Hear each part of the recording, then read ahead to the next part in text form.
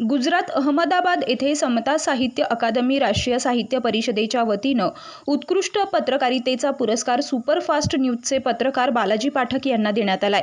यावेळी अध्यक्ष डॉक्टर तांडेकर, हिमालय सुंदरी पिंकी मारिया यांच्या हस्ते हा पुरस्कार बालाजी पाठक यांना देण्यात आला।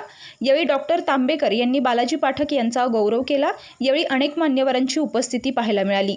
त्यांनी केलेल्या समाजाच्या बातम्या पाहता त्यांना हा पुरस्कार प्रदान करण्यात आल्यानं यावेळी बालाजी पाठक यांनी सर्वांचं आभार मानले।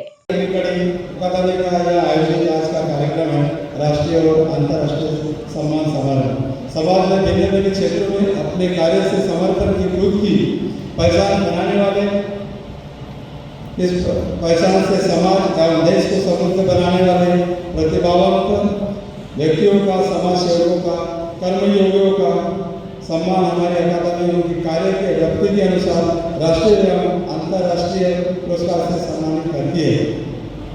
समाज के ऐसे दुर्लभ अमूल्य ऐश्वर्य का सम्मान करना, जतन करना, उन्हें समाज के सामने लाना और इसी परंपरा का वहन करना इस कार्यक्रम का आयोजन का मुख्य उद्देश्य है।